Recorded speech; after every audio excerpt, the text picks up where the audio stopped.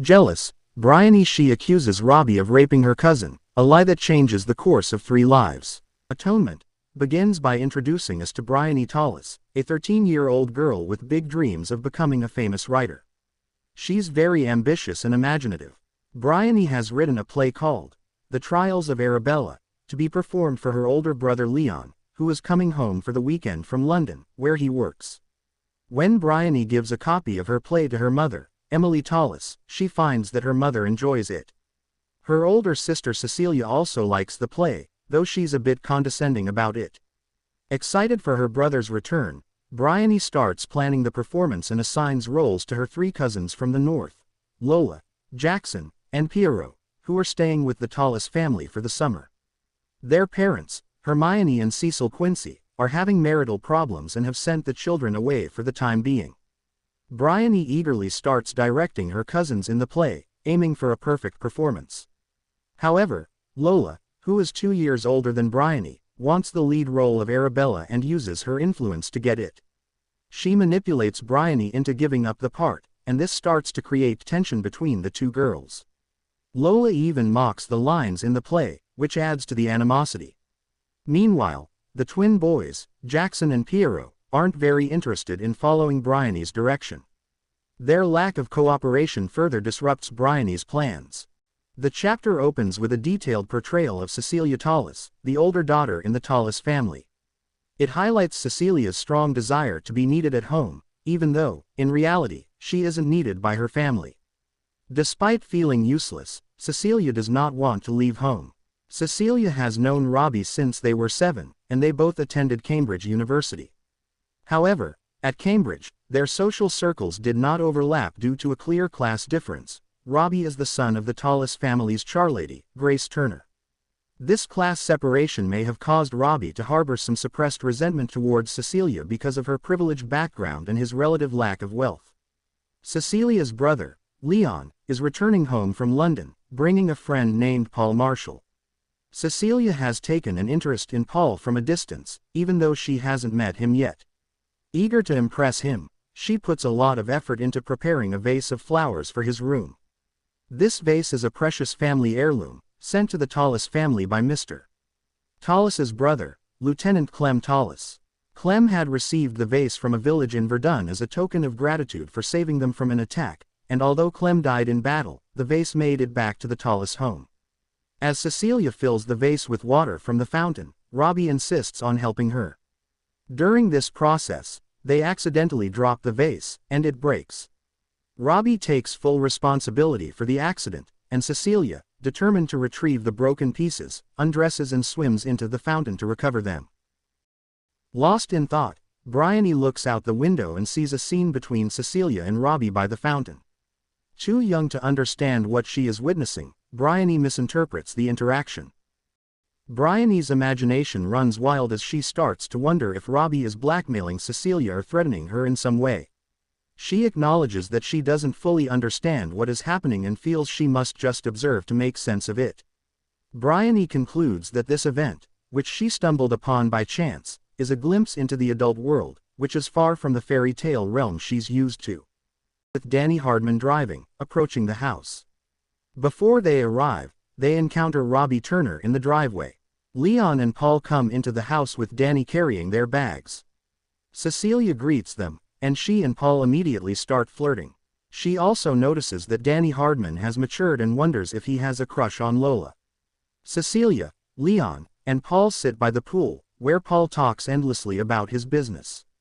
Cecilia and Leon argue because Leon has invited Robbie to dinner. This argument makes Cecilia scrutinize Paul Marshall more closely. Jackson and Piero express their unhappiness and longing for home and their parents. They start crying, and Lola tries to comfort them by saying, "It will be all right." Jackson, however, insists it won't be because of the divorce, even though none of them fully understand the term. They've just heard adults use it when talking about their parents. Paul Marshall is discovered standing at the door, not attempting to hide his presence. He enters the room and introduces himself to the children, mentioning that he has read about the Quincy's in the papers. He reassures them that their parents are good people who love them very much. Noticing that Lola is a pubescent, developing young woman, he begins to flirt with her.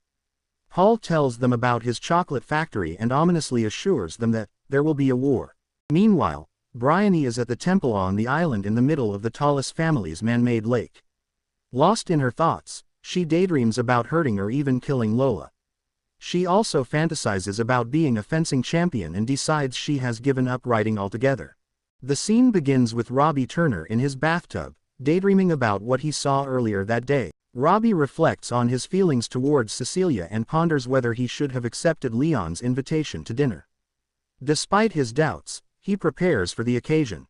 He feels that Cecilia is restless in her environment and seems intent on humiliating him.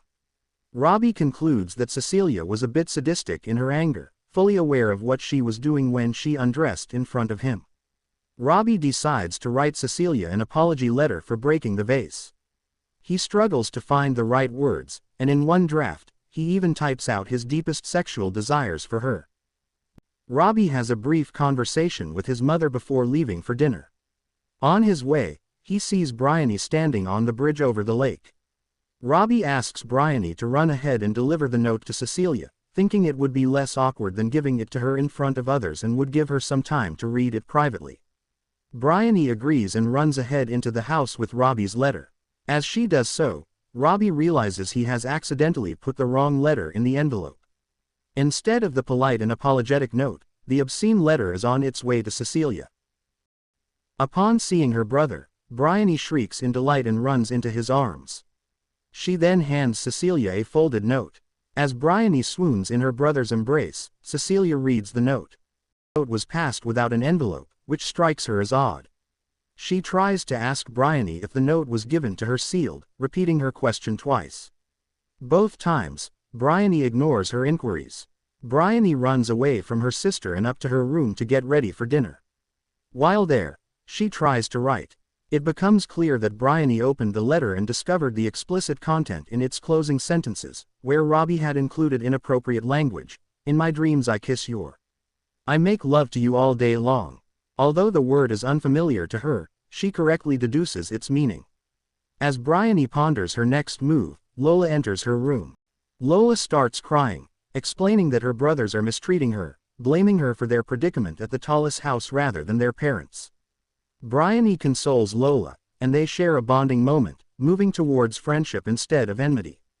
To distract Lola and satisfy her own need to confide in someone, Bryony shares the inappropriate content of Robbie's letter.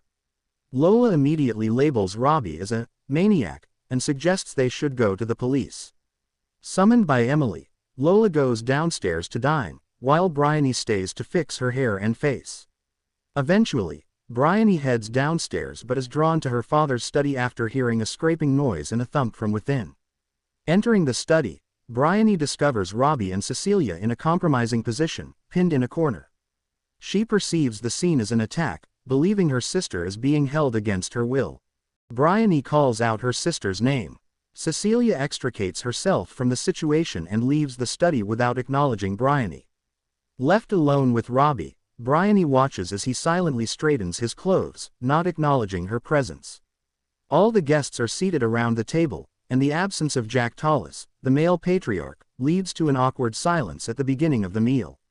Robbie brings up the recent heat wave, and Leon innocently mentions how the heat can lead people to do bad things and break rules. During dinner, Robbie's thoughts drift back to the recent events since he arrived at the Tallis household. Deciding to take immediate responsibility for the inappropriate letter to Cecilia, he enters the home, where Cecilia leads him into the library study. Initially thinking he's there to be scolded or reprimanded, Robbie soon realizes that Cecilia has brought him there for privacy. Alone together in the study, Cecilia explains how Bryony has read the letter, and Robbie feels extremely apologetic. Robbie believes Cecilia has read and is referring to the inappropriate letter. Cecilia confesses her newfound feelings towards Robbie after reading the letter, and intentionally corners herself with him in the darkness of the library to avoid being overheard. She invites him to be with her, and they begin to make love. It's evident that this is Cecilia's first time. During their intimate moment, Cecilia hears a noise, and they abruptly stop to notice Bryony standing and observing them. The narrative then returns to the present time, and the meal continues. Bryony then informs her mother and the other guests at the table about the twins' mistreatment of their older sister, Lola, pointing out bruises and scratches on Lola's body. Lola begins to cry, and Paul Marshall tries to downplay the incident, claiming he was the one who intervened. The whole interaction between Lola and Paul seems mysterious. Bryony then notices a letter left on one of the twins' chairs and gives it to Emily to read. It's a note from the twins saying they don't like being at the Tallis home and are running away. Robbie is upset by this news, as he was looking forward to sneaking off with Cecilia after dinner to finish what they started. Search parties are organized, with Paul Marshall walking off by himself, while Leon and Cecilia team up to search other areas. Bryony is afraid to be left alone with Robbie, so she starts looking around the outside of the house by herself, following a hunch that the twins may be in the temple on the island in the lake. Bryony makes her way there. As she approaches, she sees what she thinks is a bush or tree in the temple that she doesn't recognize. Upon closer inspection, she realizes it's not a bush but two people.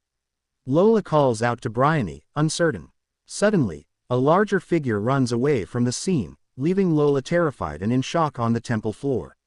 Without explicitly stating it, Lola was in the process of being assaulted. Bryony approaches her cousin and tries to comfort her.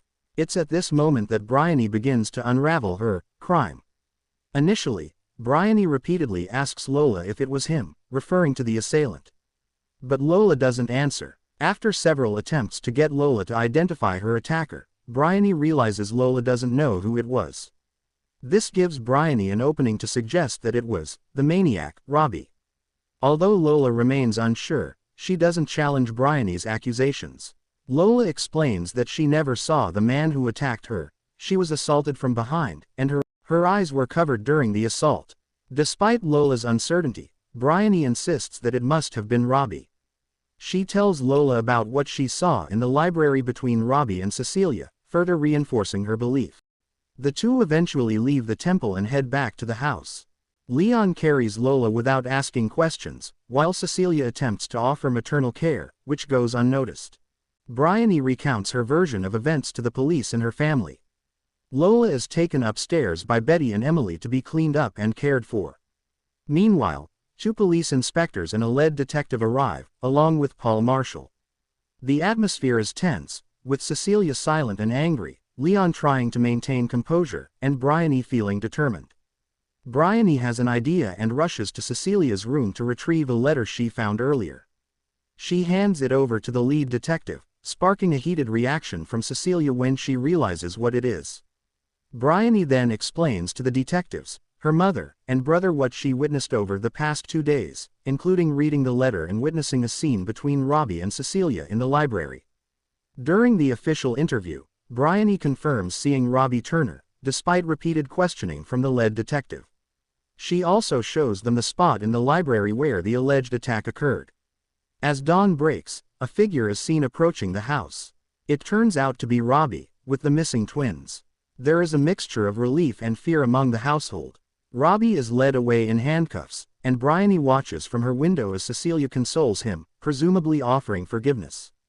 As the police car drives away, Grace Turner arrives and confronts the police, accusing them of lying. The scene opens with Robbie Turner, accompanied by Corporals Mason Nettle, navigating the countryside of World War II France.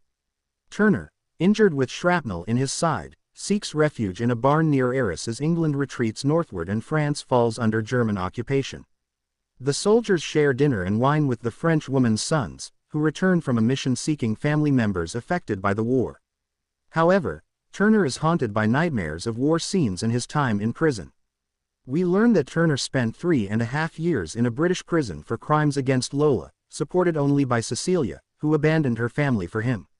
Upon his release, Turner joins the army, delaying his reunion with Cecilia. Their plans for a brief respite together are thwarted by England's declaration of war against Germany. Through exchanged letters, Turner urges Cecilia to reconnect with her family, but she refuses, disillusioned by their role in his imprisonment. In a final letter, Cecilia reveals that Bryony has chosen nursing over Cambridge and seeks a meeting, leaving Cecilia torn and seeking Turner's advice. At dawn, Robbie Turner and his comrades depart the French farm and join an exodus of villagers and British soldiers heading towards Dunkirk. Soon after, they are ordered by a Scottish major to launch an offensive against German artillery. As they prepare, a German fighter plane approaches, prompting Turner's instinctive action to seek shelter, saving himself and his comrades. They bury a young victim of the attack before continuing towards Dunkirk. Refusing the major's orders to attack, Turner reflects on his fractured relationships, particularly with the Tallis family, except for Cecilia. Memories of a significant day in 1932, when he saved Bryony from drowning, resurface, leading Turner to understand her motives behind the false accusations against him. Reuniting with Mason Nettle, they reach Dunkirk, only to find chaos and desperation. Later, witnessing a mob attacking an RAF officer, Turner debates intervention but is spared the decision when Mace saves the officer. Separated from Mace, Turner and Nettle navigate the chaos, witnessing further atrocities and ultimately finding shelter in a cellar. Turner, plagued by guilt and uncertainty, promises to endure and return to Cecilia as they await evacuation. Bryony immerses herself in the nursing profession in a London hospital during the late 1930s, preparing for the influx of wounded soldiers.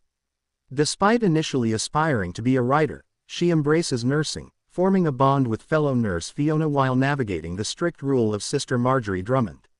The nursing environment reflects the challenges faced by young women during wartime, grappling with homesickness and the demands of a new profession.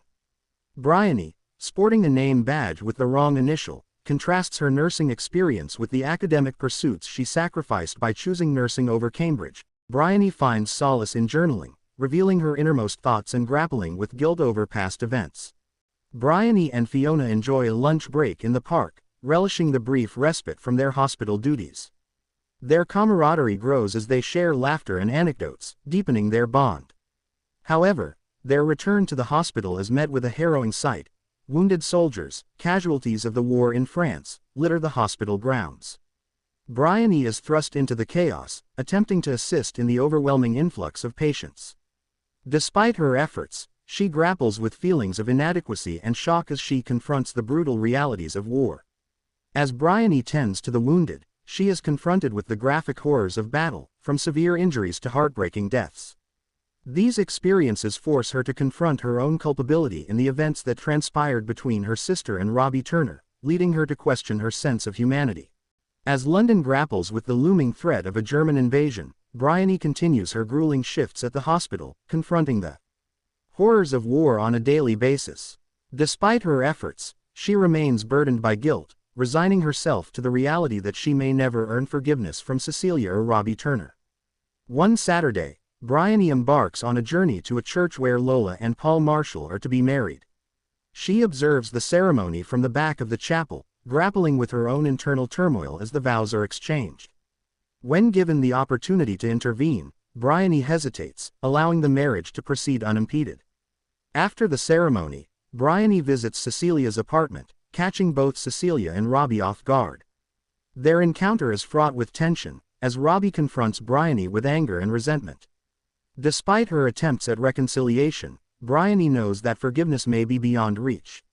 Robbie lays out a path to atonement for Bryony, urging her to confess the truth about the events surrounding Lola's assault and subsequent accusations against him. Bryony realizes that Robbie and Lola believe Danny Hardman to be the true perpetrator, not Paul Marshall as she knows. She divulges the news of Lola and Paul's marriage before bidding farewell to Cecilia and Robbie at the subway station, unsure if she will ever find redemption in their eyes. On her 77th birthday, Bryony embarks on what she calls her last visit to the Imperial War Museum Library, armed with letters from Colonel Nettle to aid in telling her story. She reveals her recent diagnosis of vascular dementia, resigning herself to the impending loss of her memories. Reflecting on the lives of those she once knew, she notes Leon's multiple marriages, Paul and Lola Marshall's success, and her own estrangement from her family. Bryony reflects on her past regrets, particularly her role in suppressing the play back in 1935. Later, alone at her writing desk, Bryony reflects on her final novel, intended to expose the truth of Lola's crime, her own culpability, and her complex relationship with Robbie and Cecilia. She reveals that her novel ends with Robbie and Cecilia together, a fabrication she concocted to provide them with a happier fate than reality allowed. In a poignant moment, she admits that she never saw Cecilia again after the wedding, too cowardly to confront her grief-stricken sister. Bryony grapples with the concept of atonement, acknowledging the limitations of her power as a novelist to dictate outcomes and provide closure. She concludes that her attempt at atonement through fiction was inherently flawed, yet meaningful in its pursuit of truth and redemption. In a final contemplation, she wonders if she should have gone further and brought Robbie and Cecilia, alive and happy, to her birthday celebration, suggesting that reconciliation, even in fiction, is not impossible. Thank you so much for watching. Do not forget to subscribe our channel.